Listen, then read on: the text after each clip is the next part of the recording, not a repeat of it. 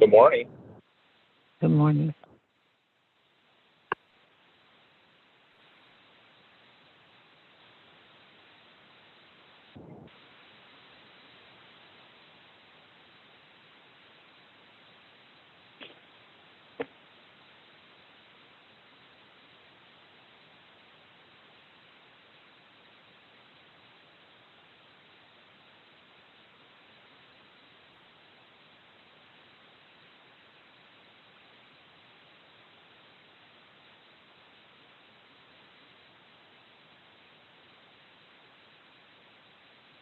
Hello. Hello. Okay, can you hear me? I can. We can hear you. all We hear can me? hear you, Juanita. And Okay, good morning, great. Steve and Juanita. Okay, morning, good Sarah. morning to each of you. Good morning, Juanita. Good morning.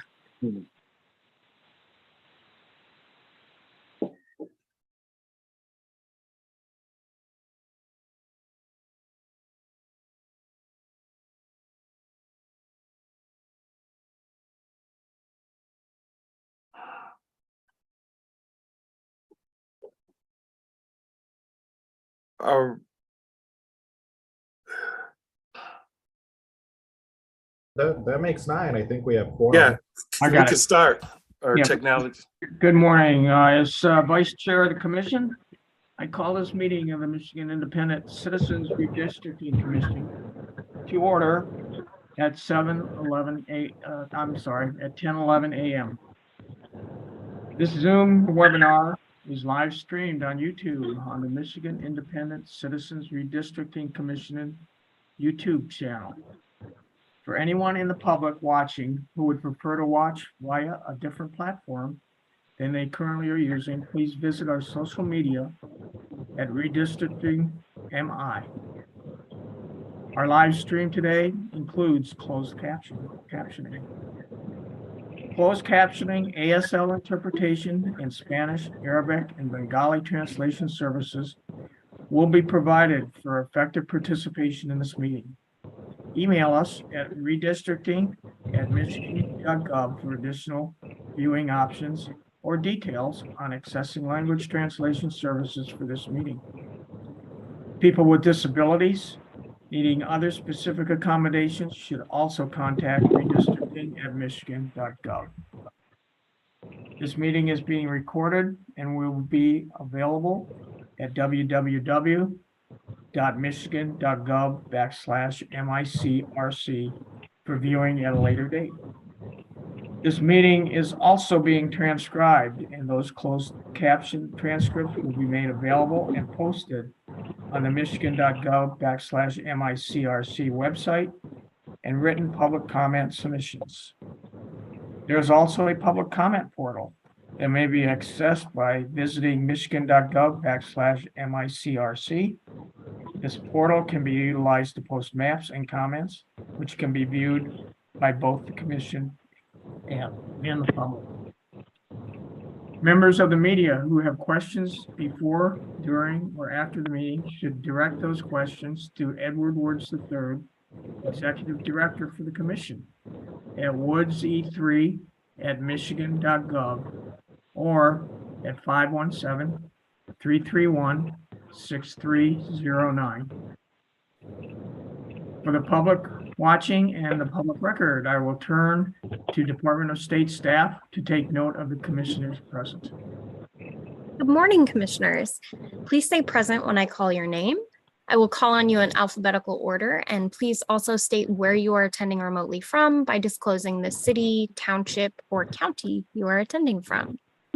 Doug Clark. present, and I'm attending today's meeting from Huntington Beach, California. Juanita Curry, Present, and I'm attending this meeting remotely from Detroit, Michigan. Anthony Ede, Good morning, everybody. Remotely attending in Detroit. Brittany Kellum, Rhonda Lang, Steve Lett, Good morning. I'm attending remotely from Jasper, Florida. was that Jasper? That's correct. Great, thank you. Cynthia Orton, Present, attending remotely from Battle Creek, Michigan. MC Rothhorn, Rebecca Satella, Good morning. Present, attending remotely from Wayne County, Michigan. Janice Follett, Present, attending remotely from Highland Township, Michigan. Aaron Wagner, Present, attending remotely from Charlotte, Michigan. Richard Weiss, Present, attending remotely from Saginaw Township, Saginaw, Michigan. Dustin Witches. 9 commissioners are present and there is a quorum. Thank you, Ms. Reinhardt. As a reminder to the public watching, you can view the agenda at www.michigan.gov/MICRC. I would now entertain a motion to approve the meeting agenda. So moved. Seconded. I'm sorry, I didn't see who moved the motion. It was Steve. Steve, okay. The motion has been made by Commissioner Lett and seconded by Commissioner Zertello. Is there any discussion? Yeah, there's a discussion. I did not make that motion. So I know I normally do, but I Oh, did I thought not it was make you. that time. I believe it was Commissioner Ede. That was Okay. me. Okay, I'm sorry. The motion was made by Commissioner Ede, and the motion was seconded by Commissioner Zertello. Is there any discussion or debate on the motion? Hearing none, it is moved and seconded that the agenda be adopted. All in favor, raise your hand and say aye. Aye. Aye. Aye. All opposed, raise your hand and say nay.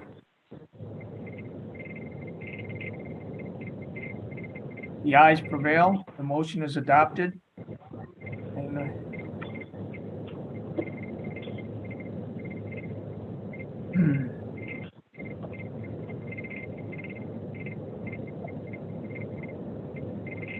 okay, before we move on to public comment, let me make one administrative note. Since our chair is not here today, without objection, I have asked Anthony Ede, Commissioner Ede, to back me up should I have to leave the meeting for any reason. Okay, let's move on to public comments. Without objection, we will begin the public comment pertaining to the agenda topics portion of our meeting. Hearing no objection, we will now proceed with public comment. Individuals who have signed up and indicated they would like to provide live remote public commentary to the commission will now be allowed. I will call your name and our staff will unmute you. If you are on a computer, you will be prompted by the Zoom app to unmute your microphone and speak. If you're on the phone, a voice will say that the host wants you to speak and prompt you to press *6 to unmute. I will call on you by name or the last 4 digits of your phone number. Also, please note that if you experience technical or audio issues, or we do not hear from you for 3 to 5 seconds, we will move on to the next person and then return to you after they are done speaking. If your audio still does not work, you can email redistricting@michigan.gov, and we will help you troubleshoot so you can participate during the next public comment period at a later meeting. You will have 2 minutes to address the commission. Please conclude your remarks when you hear the timer.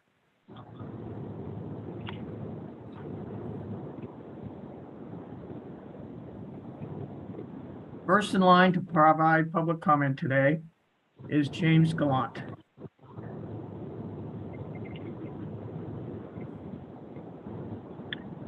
Oh, James Gallant, Marquette County. Hello, I'm James Gallant, Marquette County Suicide Prevention Coalition. These are my opinions.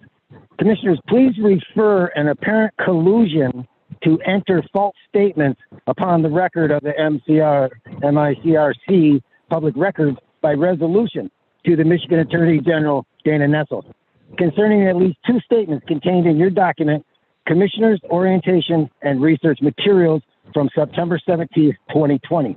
First, there's a statement that says that, quoting the Robert's Rules of Order, a motion to table kills a motion. That statement is false because in the introduction of Robert's Rules of Order 2010, it states that that is a common misuse of the motion to table. It is clearly in the book. Second, the gerrymandering, the Princeton Gerrymandering Project report, a Commissioner's Guide to Redistricting in Michigan, says that the Michigan Commission on Legislative Apportionment was found unconstitutional by the Michigan Supreme Court, and that is not true because the Michigan House Fiscal Agency report states that the Michigan Supreme Court has determined that this commission, the Michigan Independent Citizens Redistricting Commission, was already contained in the Constitution of 1963, and that therefore it was appropriate for the ballot initiative proposal that was Voters Not Politicians cross complaint in 2018. So please refer these facts, and I sent this all in email. It's in your comments. Please refer this officially, formally to the Attorney General for review and investigation and possible criminal prosecution for all of the members involved, including the Secretary of State Joyce Benson, Attorney General Dana Nessel, Michigan State University, University of Michigan, Princeton University, and the others that are listed. They all got passed down, and then it just got right. Thank you, Mr. Gallant. We will now move on to Anthony Scannell.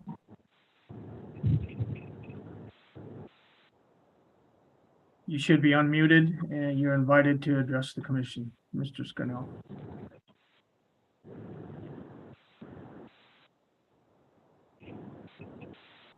Thank you. Can you hear me? Yes, we can. Well, thank you. Well, Commission, you had the elections with your maps, and congratulations on that. But yeah, we elected a congressperson, and I didn't see hide nor hair of them, and they didn't even need a campaign in my community to try to get a vote. So I don't know. Maybe that's the effect of your maps, maybe not. But another note.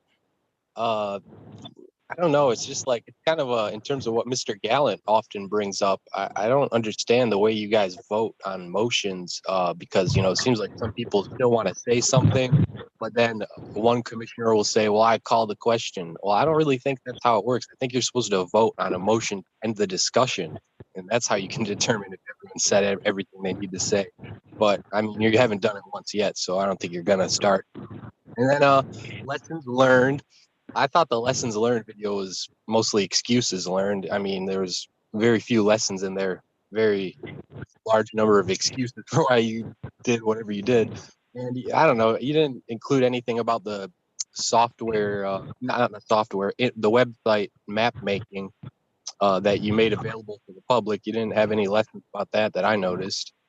And then oh yeah, one more thing. One of the commissioners in there suggested that you have one Republican and one Democratic attorney, and I just think that's completely arbitrary. And that was a fake independent commissioner that said that. Anyone who's promoting Democrats and Republicans, you're not an independent. Thank you very much. Thank you very much, Mr. Scannell. Next in line to speak today is Robert. You should be unmuted at this point. Please feel free to address the commission.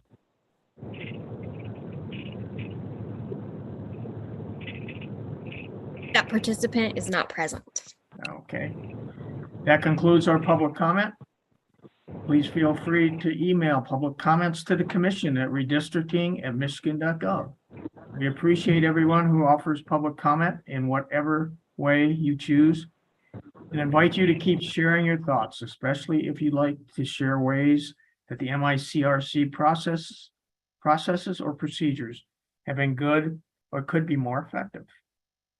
So let's move on in our agenda to unfinished business. First item under unfinished business in the agenda is our fiscal year 23 budget update. Without objection, I will ask our MICRC Executive Director, Edward Woods III, to present this item. Hearing no objection, please proceed, Executive Director Woods.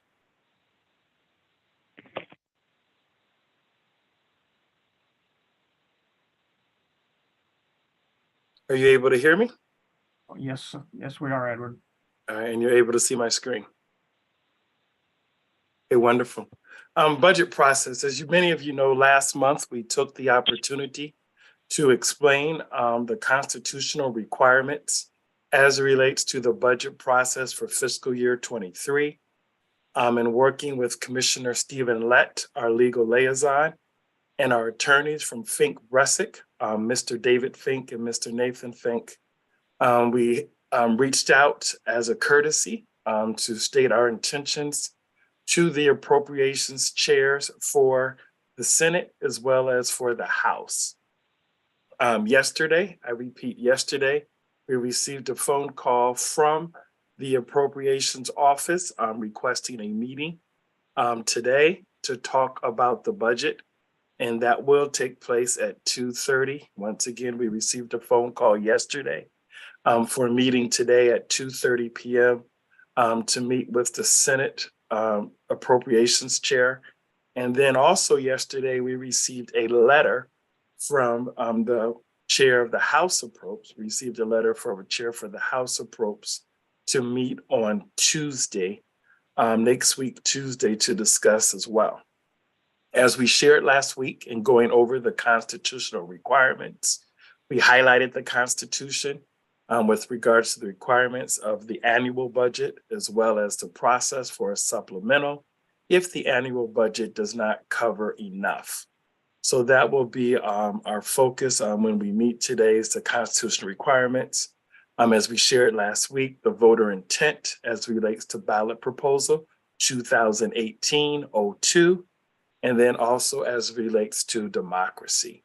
So that's kind of where we are in the budget process. As you already know, you have provided authorization to sue.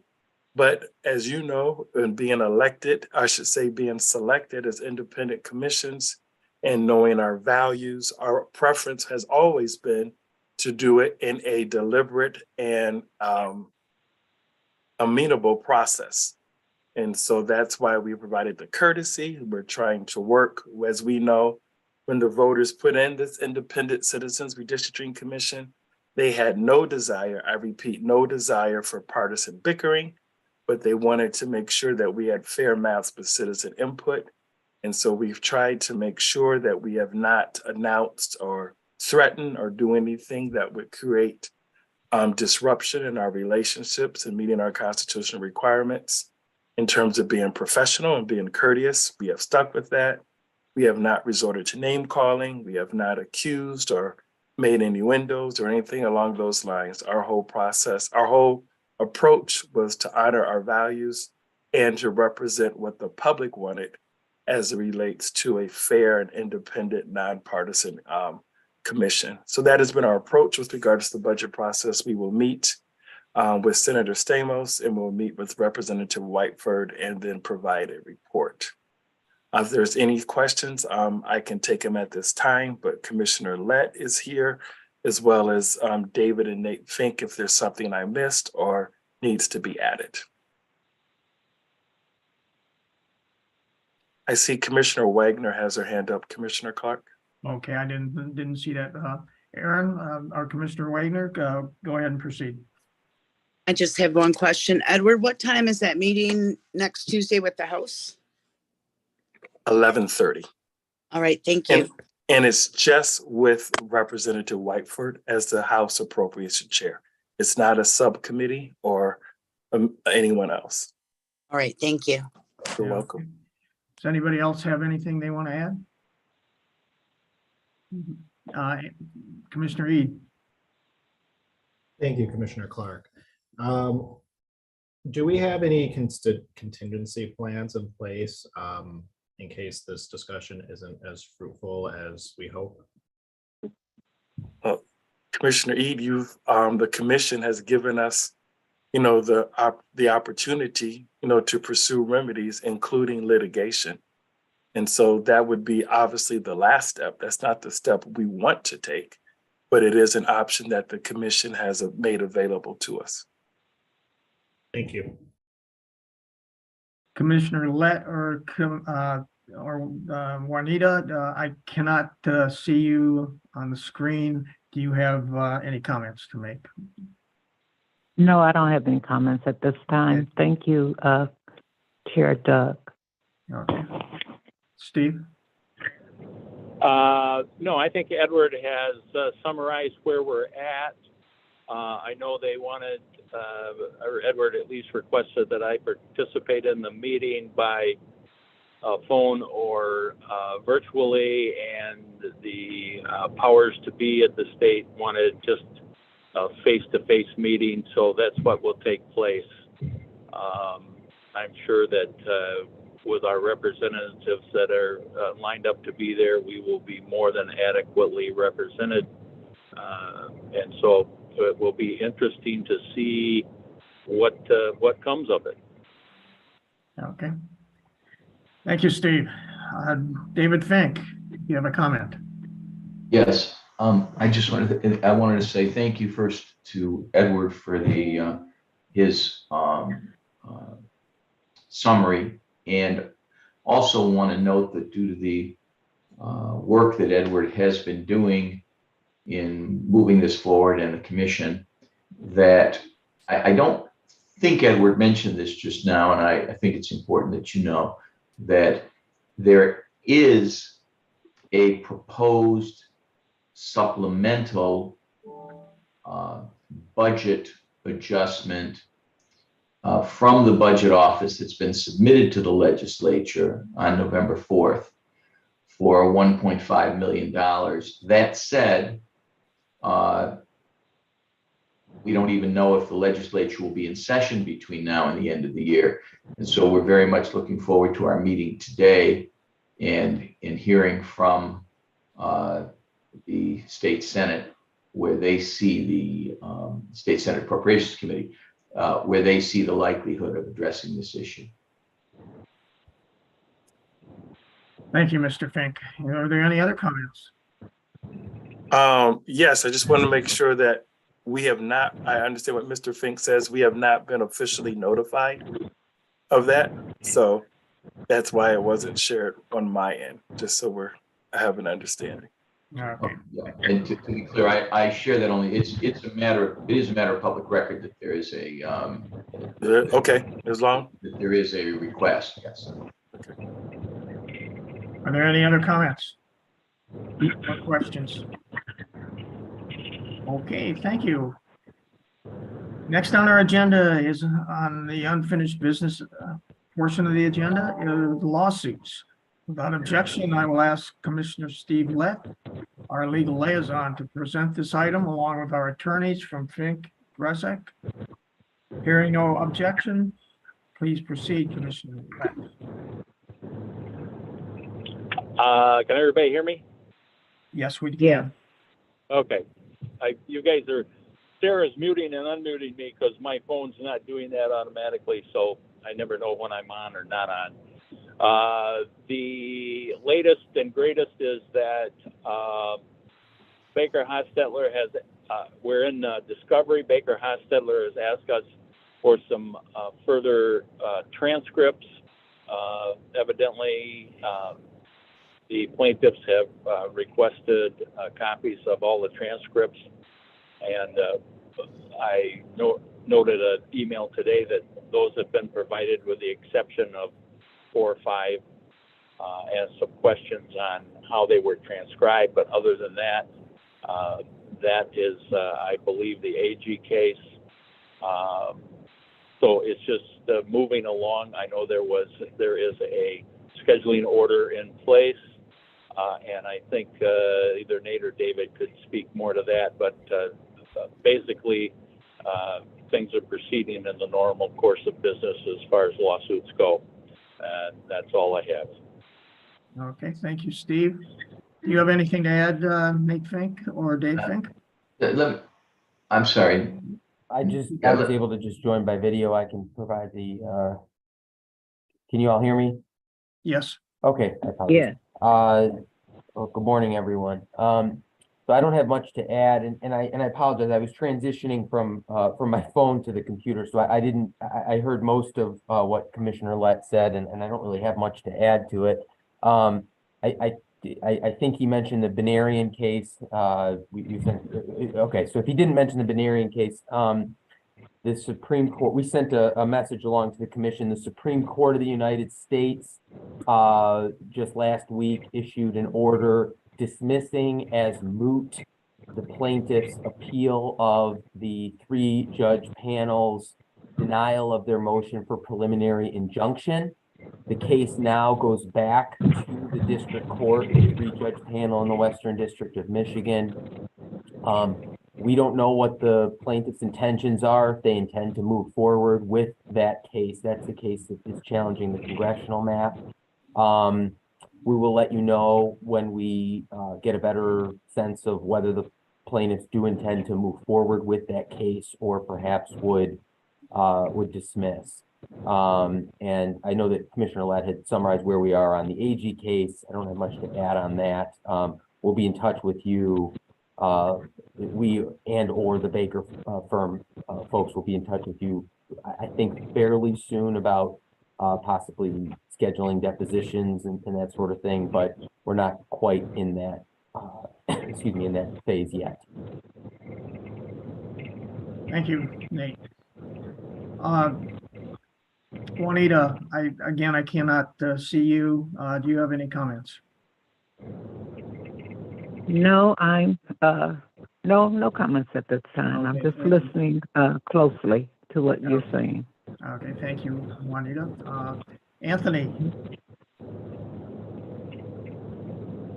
Hey, I couldn't hear all of what Commissioner Lett said. Your audio is not coming through, Anthony. One moment.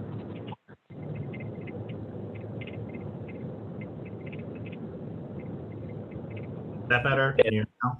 That is better. It must be by phone also. Wonderful. Yeah, I couldn't hear exactly what Commissioner Lett was saying, so if this is a redundant comment, I apologize.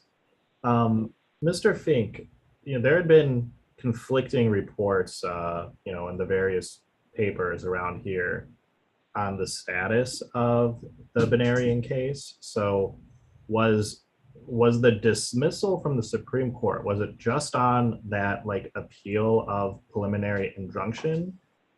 Or was it I don't know the legal jargon, but was it the whole case? You just told us that it's going back to the district court. I guess my question is, what could possibly happen from here in that case? Yeah, I understand there being confusion here. Frankly, I think if you asked most lawyers, including litigators, they wouldn't necessarily be able to give you an answer because the procedural posture of this particular case and these types of cases is pretty unique. To answer your question, the whole case has not been dismissed. The only issue that was before the district court on the 3-judge panel back earlier this year was the question of whether a preliminary injunction would be entered that would require the commission to redraw the congressional maps in advance of these elections that we just had. The 3-judge panel denied that motion, hadn't decided the substantive issue of whether to dismiss the case yet. There was not a motion pending before the court on that issue yet, and there still is no motion on that question yet. The only issue was whether the preliminary injunction would be entered. That was denied. They appealed that order to the Supreme Court. And again, it's a unique sort of circumstance where they get to appeal directly to the United States Supreme Court on that issue. And so they did that, appealed to the Supreme Court. This order that we got last week, which we had briefed the issue, the Baker folks had led the briefing on it, but the parties had briefed the issue before the Supreme Court. They issued in a one-line order last week that the appeal of the preliminary injunction ruling was dismissed, and practically speaking, that means that the district court's ruling denying the injunction was affirmed, but the case itself is still alive. And so if the plaintiffs decide to go forward with the case, they could still pursue that. We don't know what their position is on that at this particular moment. We should know fairly soon, and we'll certainly let the commission know right away. But that's hopefully clarifies some of the confusion. Yes, thank you. That really does clear it up. I appreciate that. Thanks. Great. And I see no other hands. Steve, do you have any final comments? No, that was a very long-winded explanation of a one-line sentence from the Supreme Court. Thanks, Nate. I have one comment. Okay, go ahead, David. Did Commissioner Lett just say my son is long-winded? Because if so, I think my father would take that as would see that as a compliment. If you know anything about that stuff. The apple did not fall far from the tree. Okay, thank you. Any other comments? Okay, next on our agenda under unfinished business is our dormancy plan and our reactivation plan. Without objection, I will ask Commissioners Clark and Commissioner Lett to present this item. Hearing no objection, we will proceed. So let me make the first comments, and then I will have Commissioner Lett make the additional comments. Commissioner Lett, Ms. Reinhardt, myself, and some of the technical people at the state got together and discussed the plan, and particularly the technical aspects of the plan. And we got a really good understanding on how they work and the procedure and process. We feel that it complies with our needs. So what Commissioner Lett did, and then I reviewed and Commissioner Lett and I discussed, was we took the original draft we had of the talking points of the dormancy and reactivation plan, and Commissioner Lett put that into more legalized terms. And the way it was done was that he made it as an addition to our procedures document. And that's what was distributed to the commissioners this morning. And I'm not sure all of you have had time to look through it, but I would like you to at your convenience. So if you have any other comments, Commissioner Lett. It's over to me? Yes. Okay. Absent a couple of technical changes I'm going to make where I talk about Constitution 1963 as amended, I'm going to put in there the specific amendment and number that we've all become familiar with and used, and I just didn't have it in front of me when I was typing the document. But it's in its final form as far as I believe it is good to go. I did just, and I mean just, receive an email from Mike Brady, and the pertinent part of the email says that in the event that the commission adopts this document, please be advised that the Michigan Department of State cannot presently commit to it without first consulting with our own legal counsel in the AG's office as to the document's constitutionality.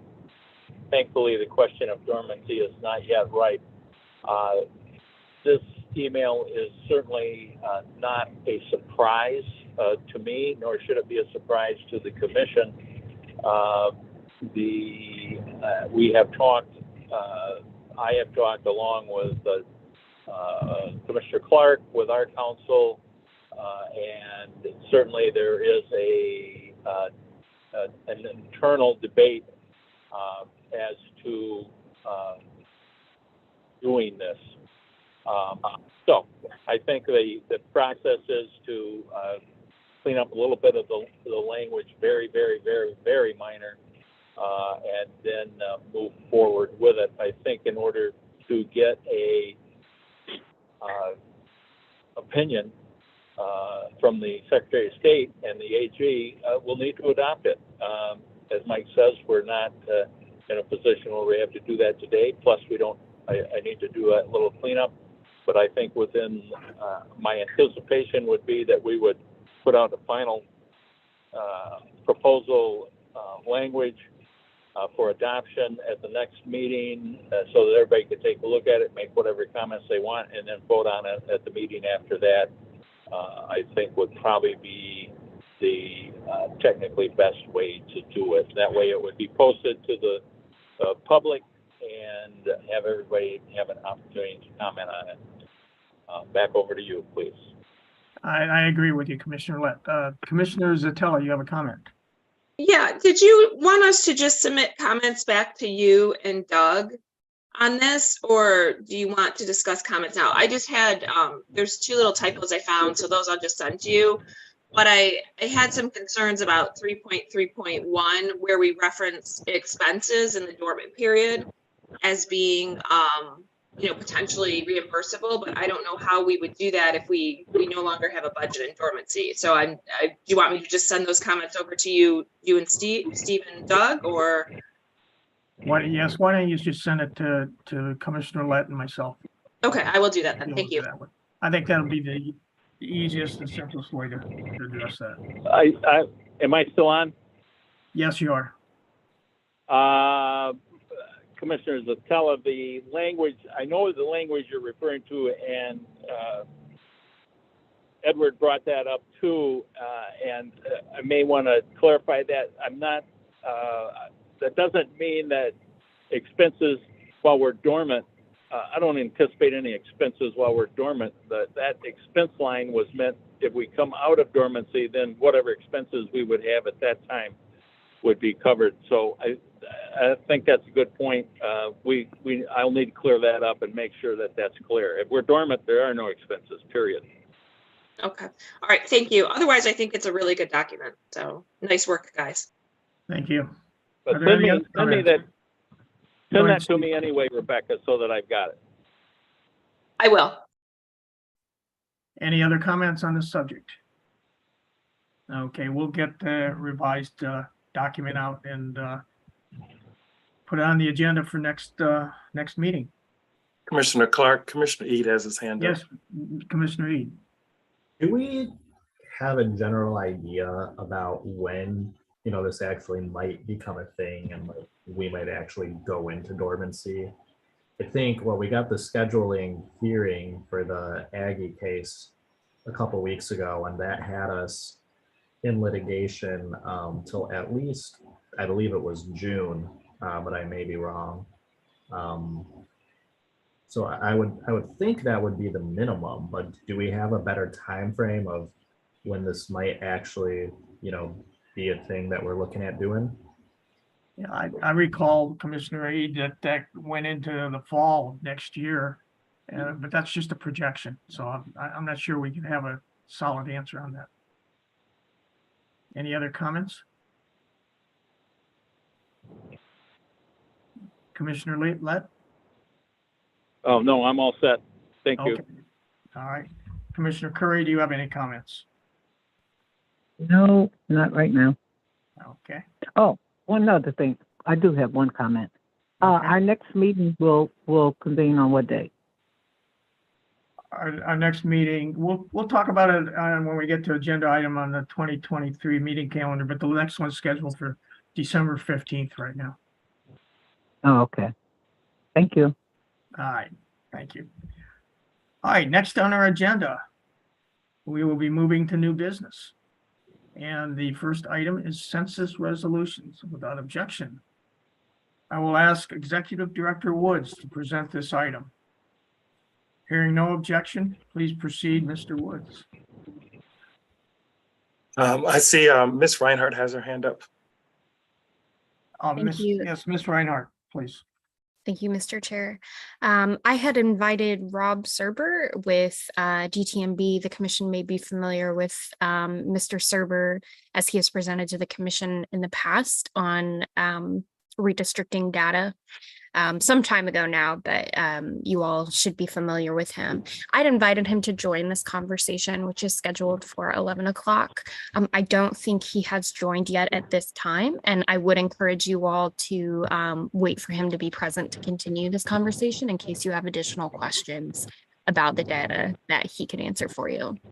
Okay, then without objection, can we adjust the agenda and move on to item 6B and 6C, and then we'll come back to 6A at some point in time and allow Mr. Server to discuss that with us.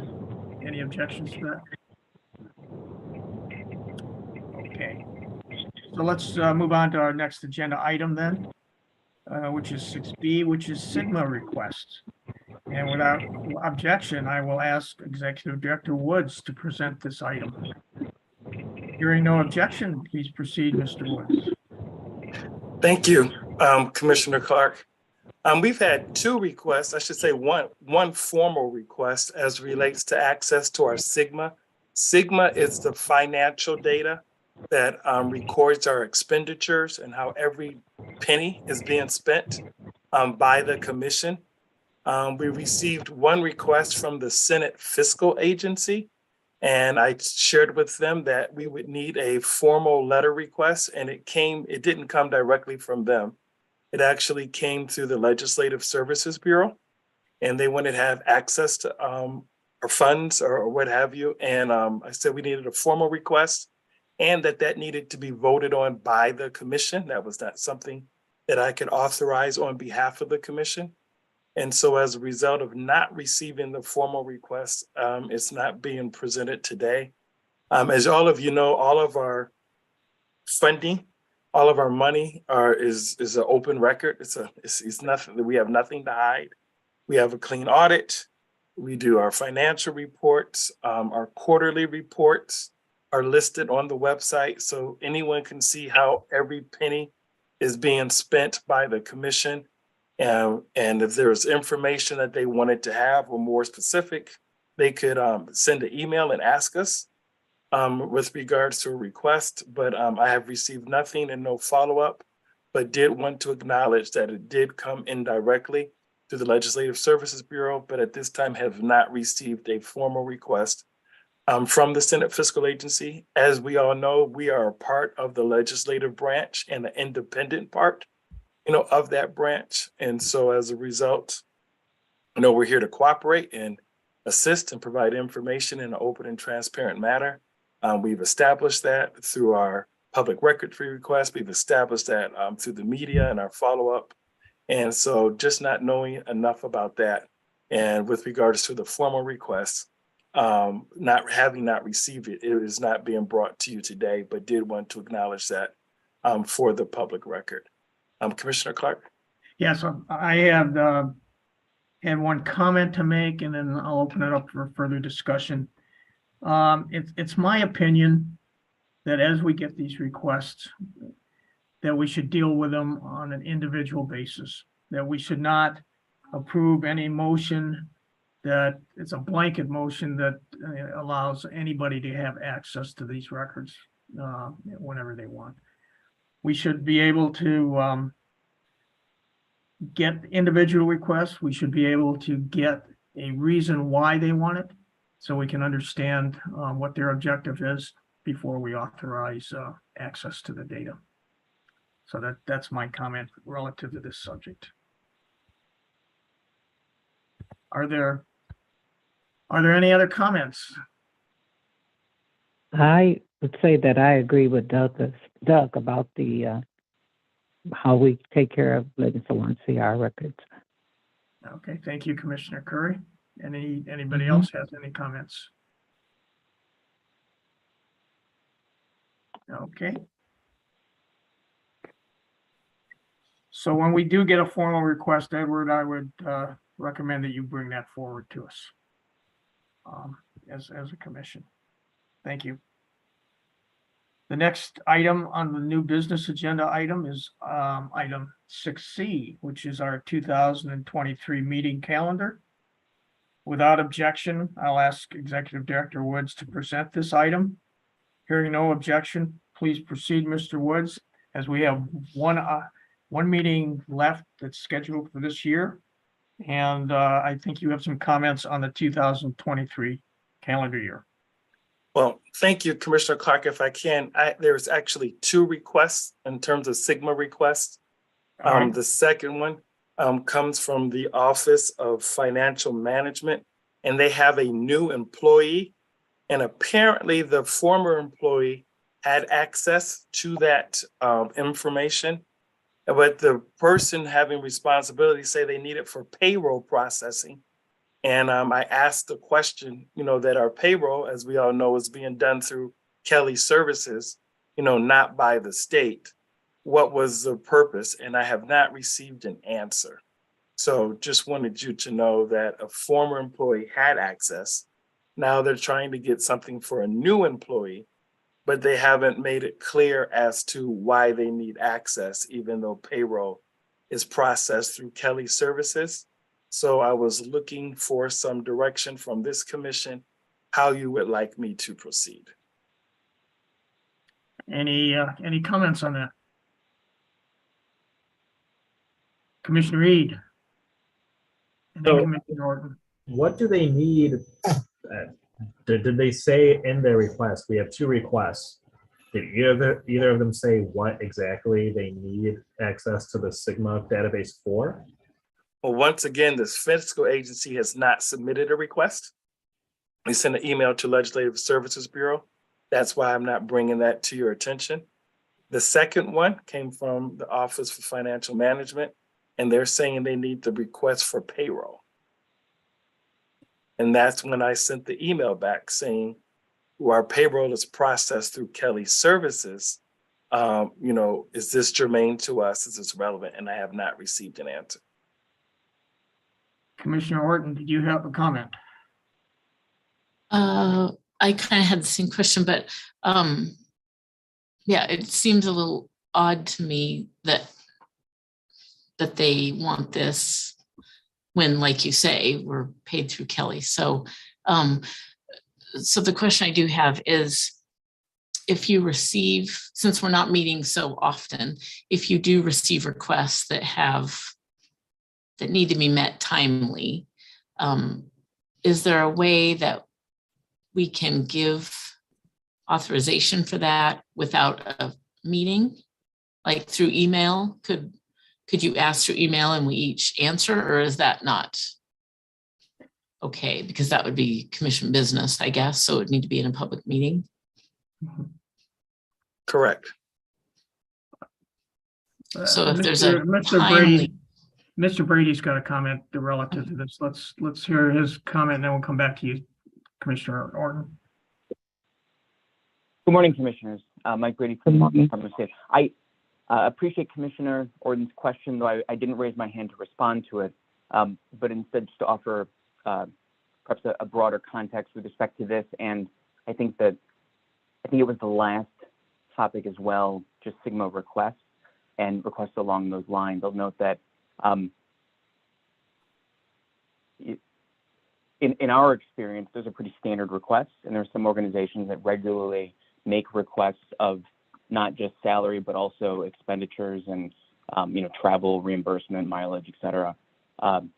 And they will regularly go to every department. And so we've certainly experienced that at the Department of State.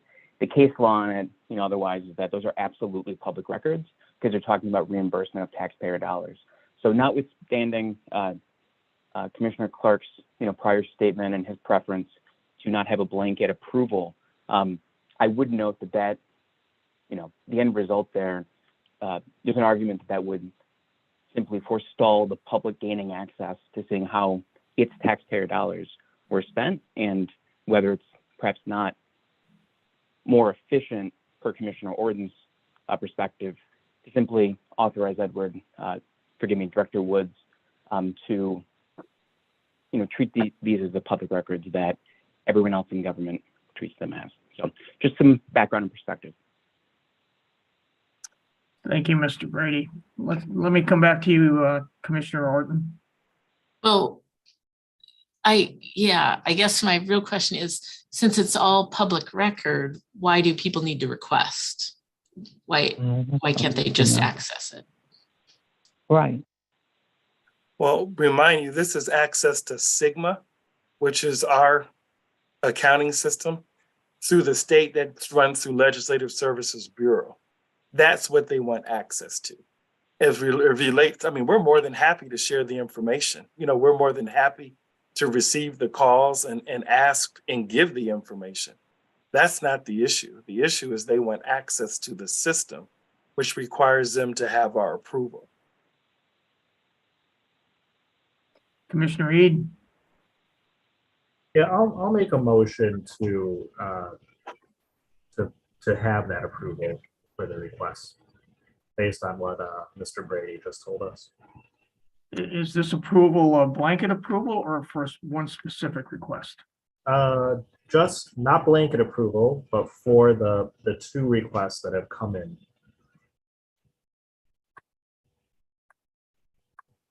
And if I may clarify, forgive me, this is Mike Brady again. Yes, Mike.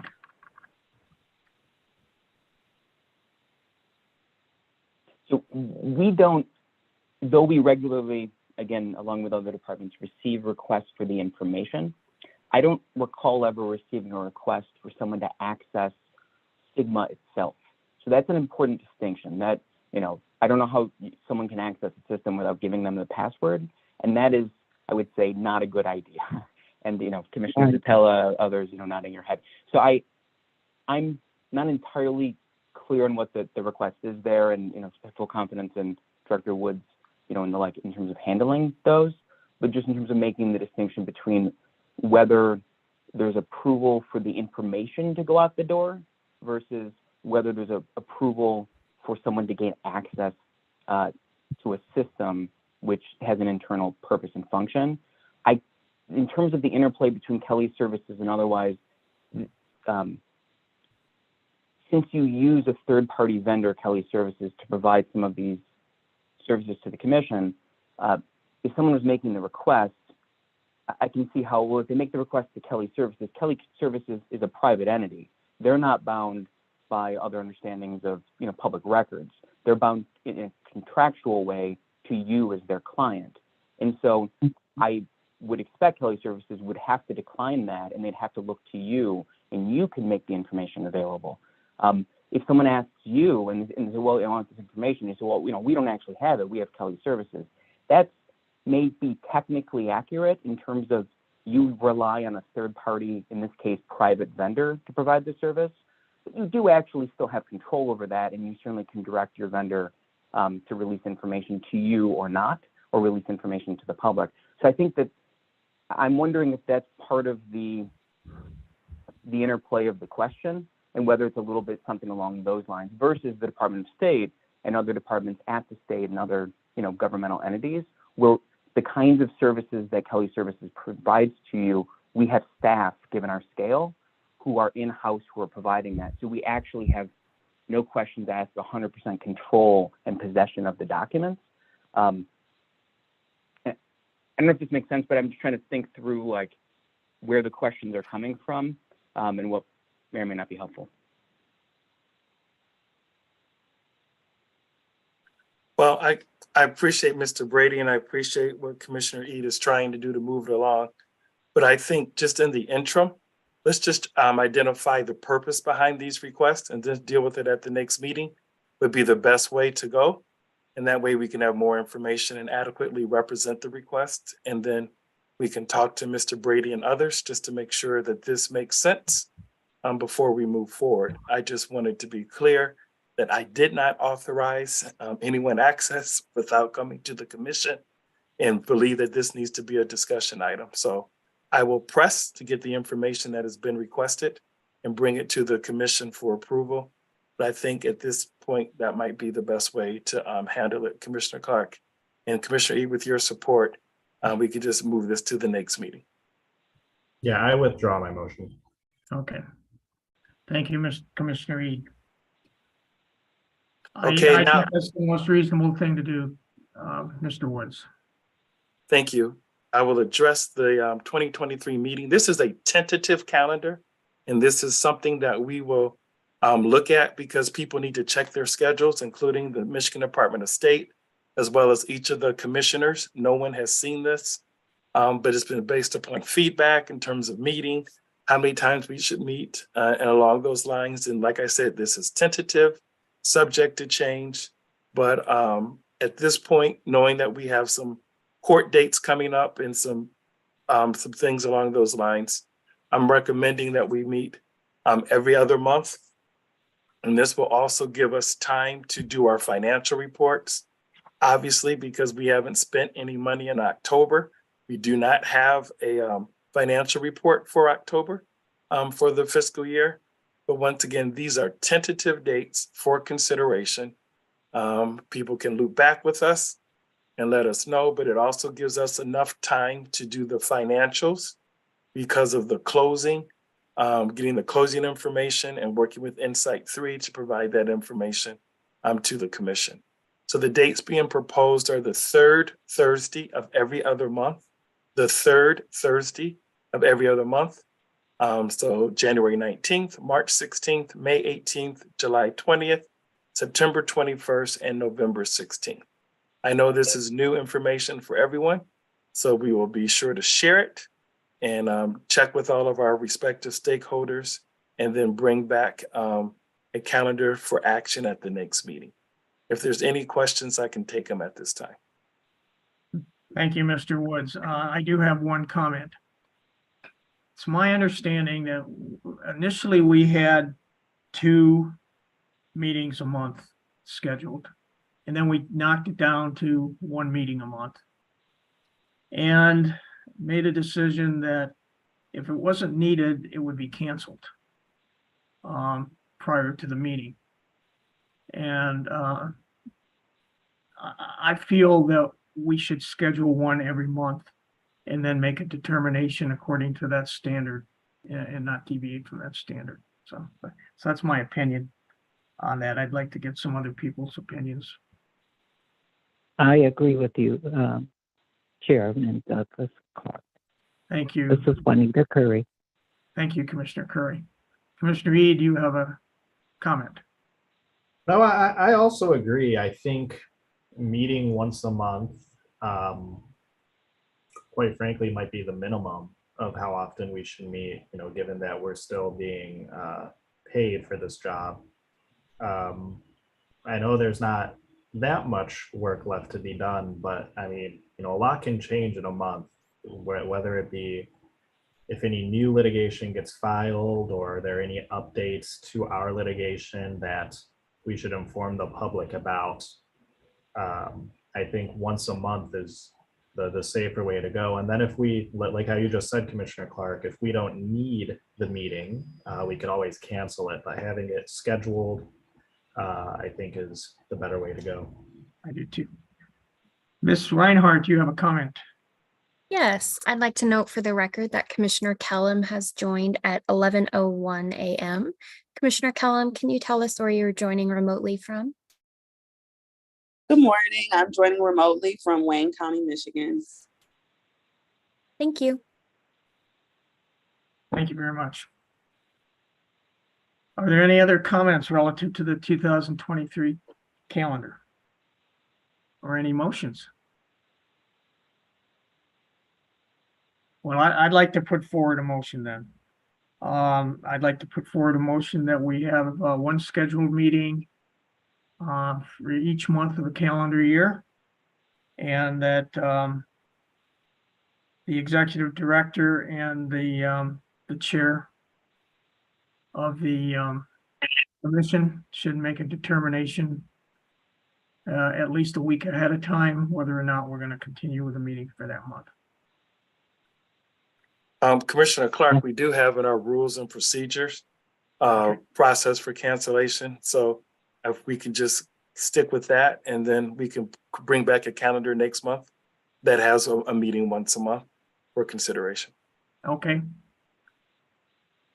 Well, there's a motion on the table. I saw that Commissioner Weiss seconded. I want to withdraw that motion at this point. And let's bring the calendar forward next month, then we'll talk from there. Any other comments? Okay. We need to go back to census resolution. Ms. Reinhardt, has Mr. Serber joined us yet? He has. Okay. So without objection, I'll ask Executive Director Woods to present the census resolution item again. Hearing no objection, please proceed, Mr. Woods. Thank you very much. Michigan Department of State reached out to the commission with regards to some issues regarding the census resolutions, and that also includes the split precincts that Commissioner Zatella requested at the last meeting to be a part of this agenda. And we felt the best people to address those issues was Mr. Rob Serber from DTMB and our Kim Brace from Election Data Services. And if we can have Mr. Serber kind of lay out the requests, some of the concerns that were raised, and then Mr. Brace can share how we work together as a team to get those resolved. And then if the commission has any questions, Commissioner Clark, I'm sure one or both of these distinguished gentlemen can answer them. Okay. So without further ado, let's invite Mr. Serber to kind of lay out the requests that were made, and then we can talk about the process. Okay, thank you. Mr. Serber, you have the floor. In this, throughout the last cycle, we have worked very closely to build the data that is consistent with the precincts over the course of the last decade for election results. And those election results are very much tied to the actual precinct boundaries that are mapped within each city and township in the state. During a reapportionment or redistricting process, we know that there are quite a few locations around the state that actually for equal population, or in the case of House and Senate districts, state House and Senate districts, have to maintain a certain amount of population to have not as much deviation between the districts.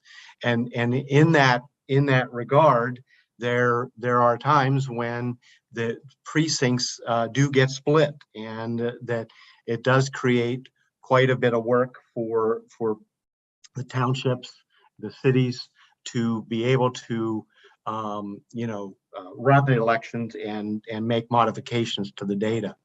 So one of the requests is to be able to have a smoother process next time, is to be able to ensure that we address with the Census Bureau the actual split precinct and make sure the data is more accurate related to some of the Tiger files and the data that we're seeing in some of the split blocks and so forth around the state. And we've had conversations with them, but there are challenges, and we're wanting to be able to sort of address that more consistently for next time. And it will require some additional work throughout the decade to clean up the information and make sure next time the information is more accurate for doing this work. It's not something that can be done last minute. It needs to be done over the course of time so that the data is going to be more accurate. So I don't know if I will stop there and see if we can open it up for some additional contact questions. So my understanding, Mr. Server, is this is a long-term project. And it's not a quick fix type of thing. That's correct. Okay. That's right. Mr. Brace, you have any comments on this? Yes, I just wanted to add a couple of things to what Rob has talked about. He is correct. It is a long-term process. We have done this in a number of different states. And it basically follows some of the Census Bureau programs that are key towards this area. And there are two major programs that the Bureau does. One is called the Block Boundary Suggestion Program, and the other one is the Re-Precincting Program.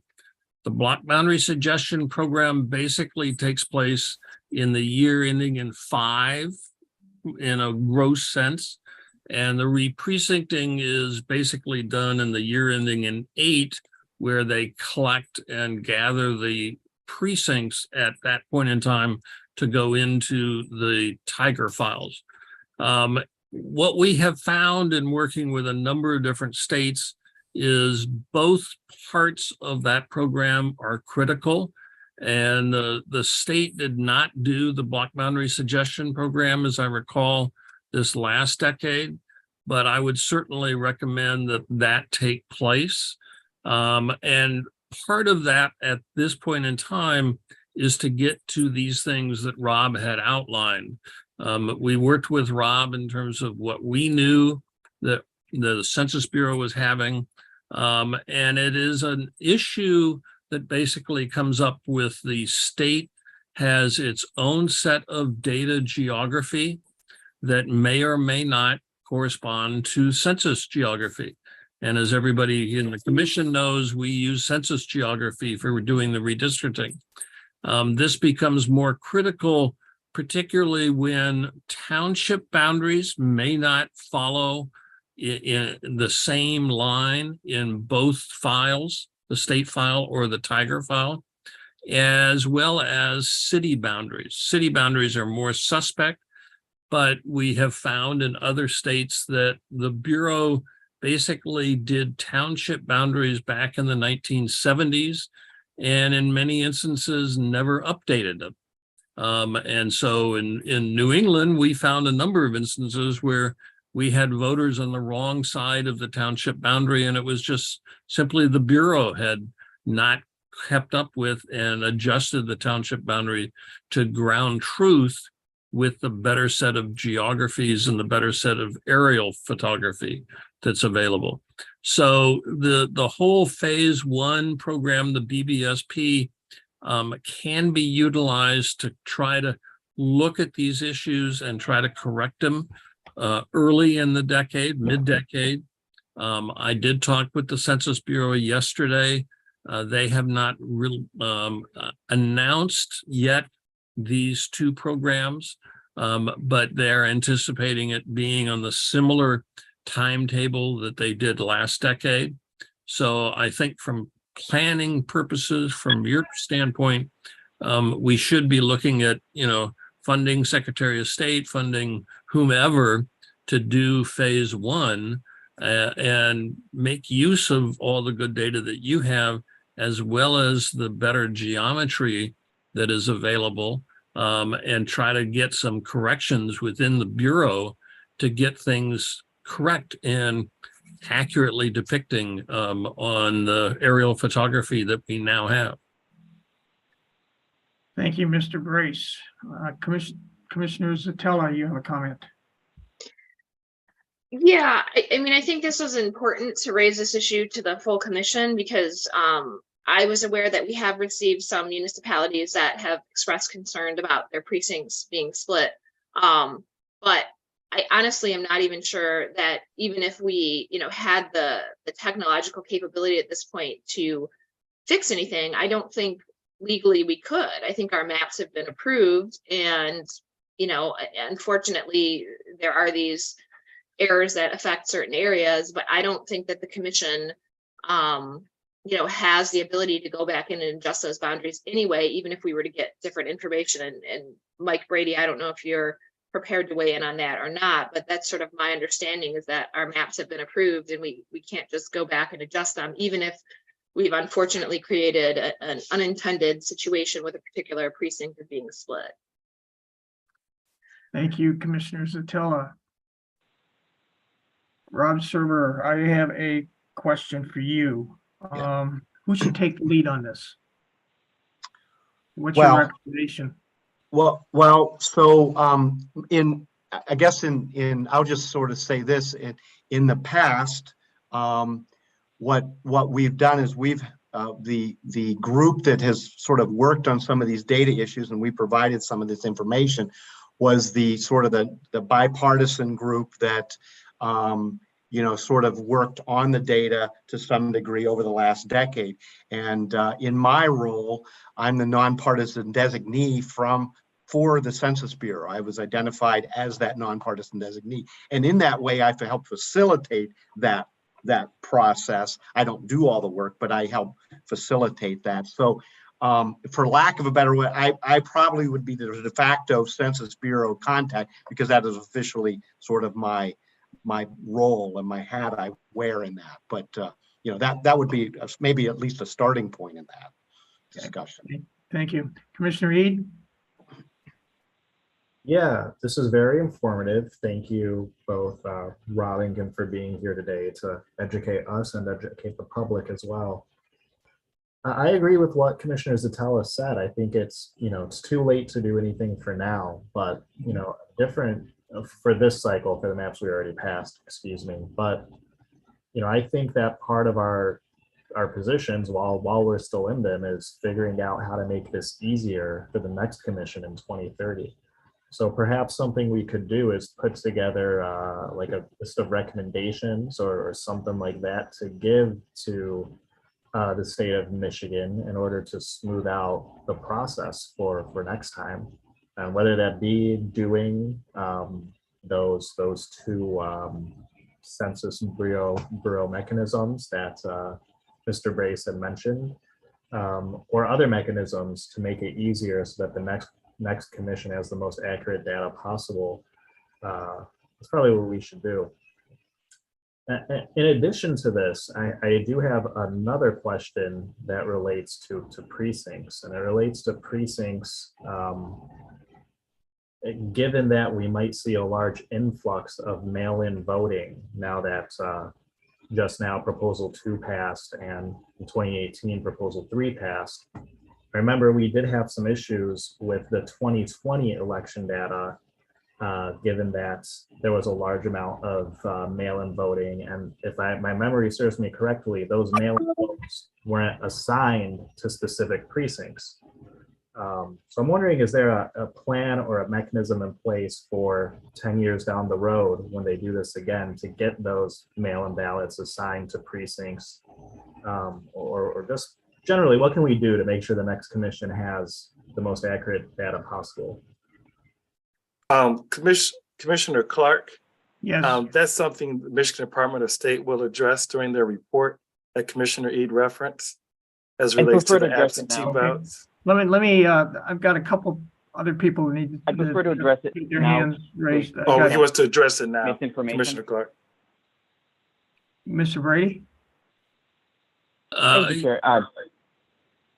Again, Mike Brady, Michigan Department of State. I wanted to now in real time for anyone who's, and I don't want there to be any gap on what could create misinformation. So, Commissioner Ede, I appreciate your question. The question is, your understanding is incorrect. Every absentee ballot is now and has forever been assigned to a specific precinct. By law, under the Michigan election law, an individual voter, and this did not change with Prop 2018, Prop 2018-3. What changed in Prop 2018-3 was the ability of voters to not need to have a reason. So it's called no reason absentee. Folks will recall that before that, there were very specific reasons or ways in which voters could qualify for an absentee ballot. One is that, you had to be absent from your jurisdiction on the day of the election. Another was, was an age threshold, maybe certain medical conditions.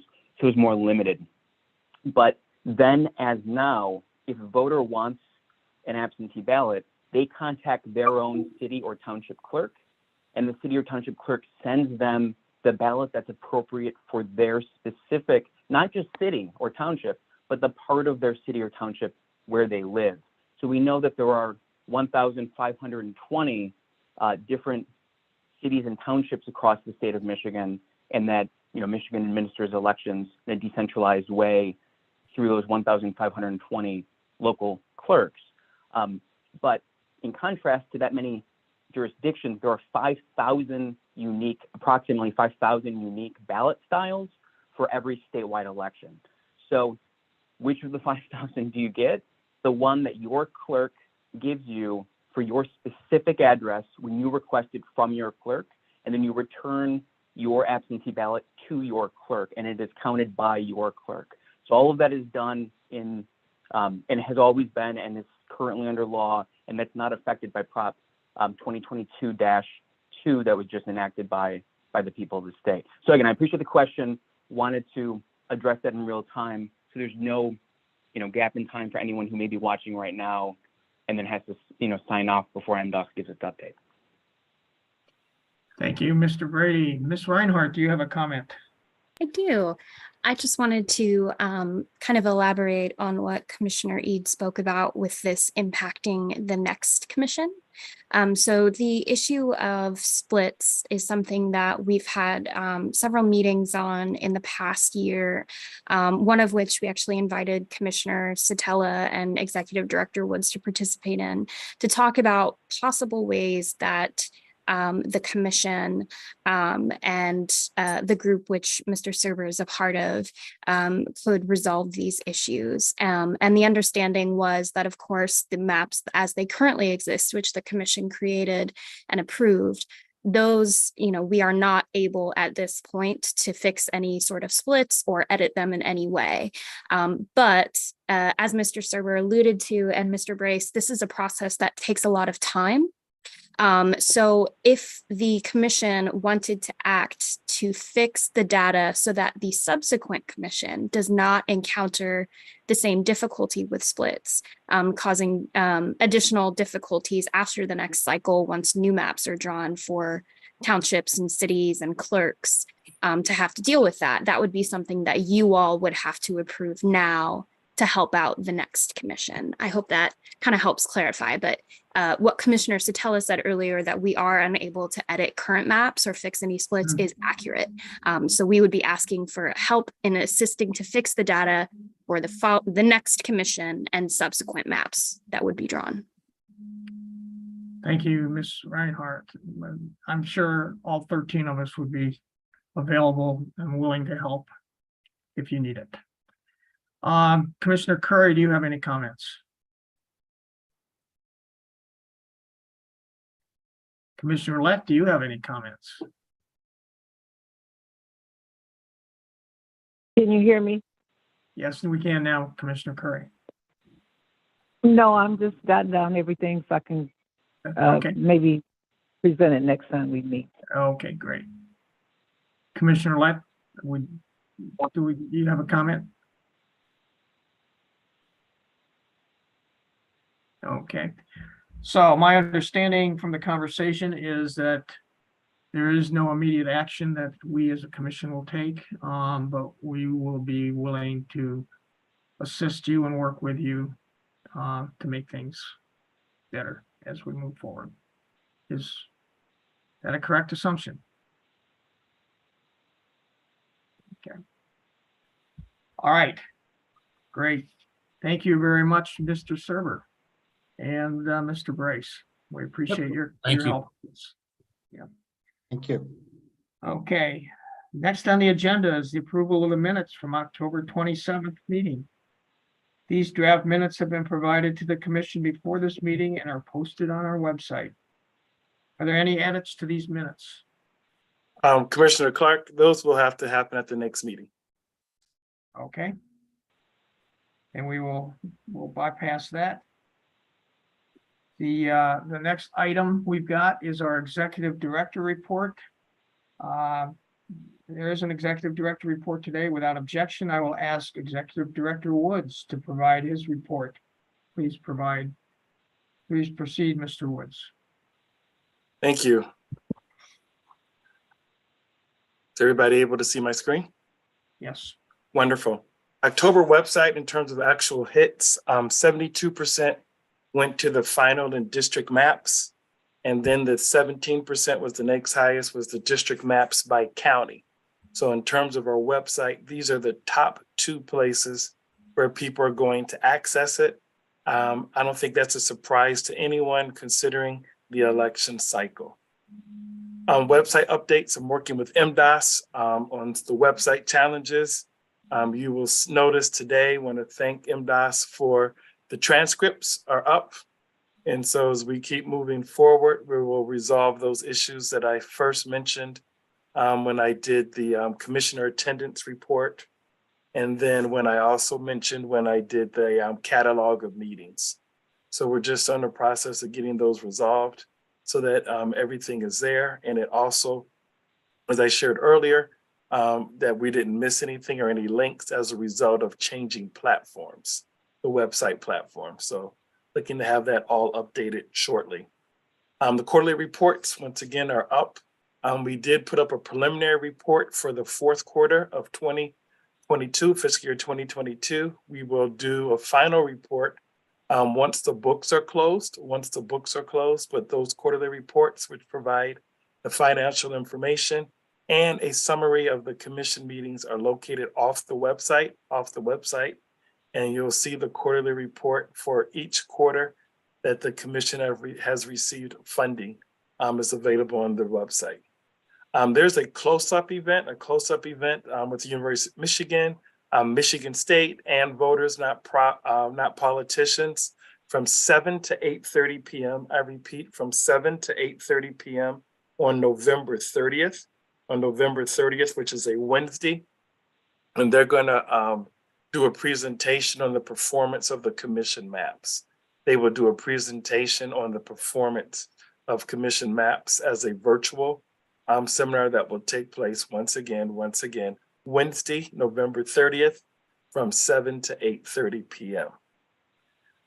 We've had some presentations that are continued to go. I know Commissioner Eid has done a presentation. Commissioner Eid, can you remind me where you were the last presentation that you did? I think you had someone that reached out to you. I haven't had any this past month. I was at Menlo College last month, but we had mentioned that at the last meeting. Okay, so nothing since Menlo. Okay, great. And then Commissioner Zatella did one with the California Redistricting Commission yesterday. Is that correct? Yes, it was actually with the San Francisco Redistricting Commission. San Francisco, thank you. In California, they do have municipal redistricting commissions. And then I did one for the County Roads Association of Michigan on our efforts on outreach to get people to do public comments and how the commission managed the public comment process at our public hearings. Our media requests that we're getting are dealing with how the maps performed. Some of the media requests that we're getting are dealing with how the maps performed that we're getting in terms of Associated Press, Gonware, and some articles. Obviously, people are looking at the national reports of the commission's work. And once again, want to applaud the commission for an outstanding job that they have done in making Michigan a national model with regards to redistricting. So once again, give yourself a pat on the back with regards to the process.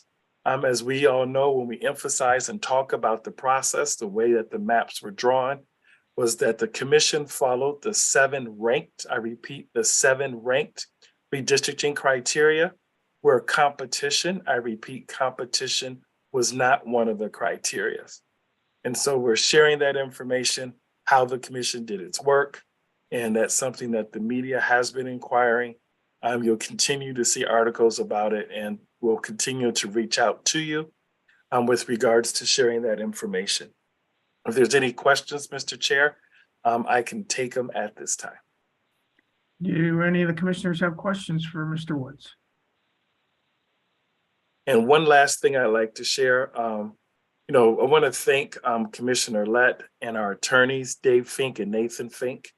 We have spent a considerable amount of time in addressing the fiscal year 23 budget process according to the values of the commission in terms of being amicable, professional, and our interactions and trying to seek a resolution. So just we want to thank Commissioner Lett, as well as David and Nathan Fink, for the support, and the commission as a whole as relates to this process. But that's where a considerable amount of our time has been spent in trying to navigate and hopefully resolve this issue real soon.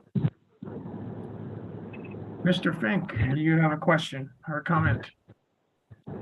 Yes, first, I have to thank Mr. Woods for that acknowledgement. I'm not sure we deserve it, but I do want to say that some time ago, the commission dealt with a question of whether or not to create a process in which one commissioner or two commissioners, one commissioner in this instance, would serve as a liaison, keeping in regular contact with the lawyers. And at the time it was proposed, I know there were some that opposed it, and I just wanted to say to all of you that it has been a fantastically successful process from our perspective. It's allowed us to regularly meet with Commissioner Lett and Mr. Woods, and much more effectively communicate the status of what's going on in all of our litigation, and giving us the opportunity to have the kind of guidance that we need. Just in terms of information, he's not making decisions, the commission makes decisions. But Commissioner Lett has done a fantastic job in meeting with us and doing that, and we're very grateful for that. Thank you, Mr. Fink. Any other comments? Am I on? Yes, you are. Thank you, David, for your kind comments. I would like to say that I think that, and if any of the commissioners think that we're not being open enough, let us know. I know one of the areas that some of the commissioners felt in the past was that there were things that were being decided by either the executive or the general counsel, whoever, that the commission weren't fully apprised on. I think I have attempted to be as open and transparent as I can be without going into private session on litigation, and we haven't needed to do that, and we haven't done that.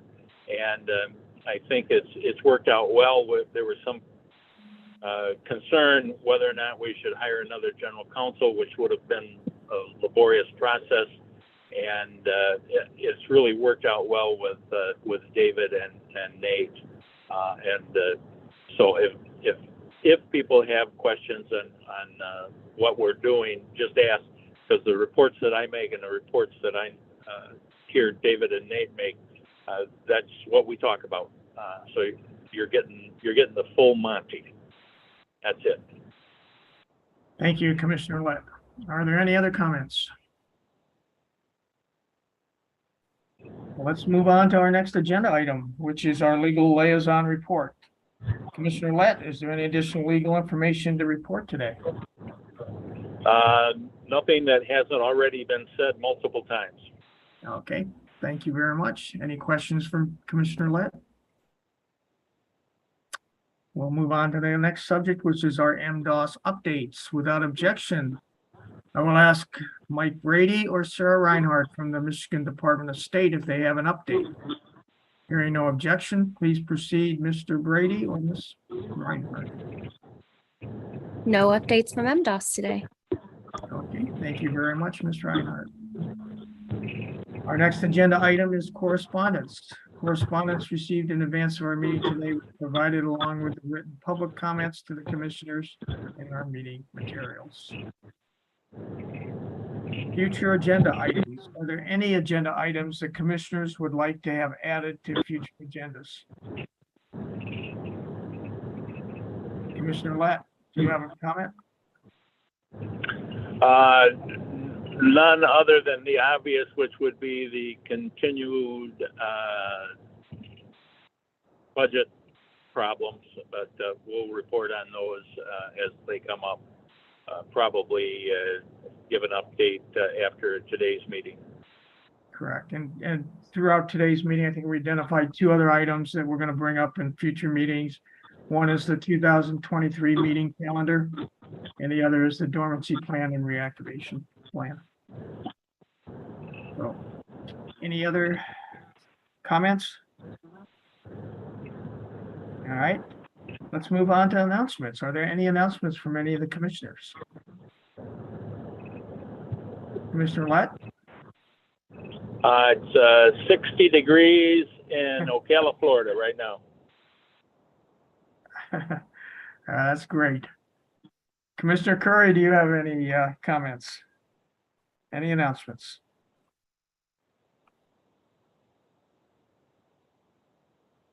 Well, then let us move on to adjournment. As the items on the agenda are completed, the commission has no further business. A motion to adjourn is in order. May I have a motion to adjourn? Commissioner Lett? So moved. So moved. Second. Commissioner Lett submitted a motion to adjourn. Commissioner Orton seconded that motion. All in favor, raise your hand and say aye. Aye. Aye. All Aye. opposed? All opposed, raise your hand and say nay. The ayes prevail. The meeting is adjourned at 11:40 a.m. Thank you. You didn't raise your hand.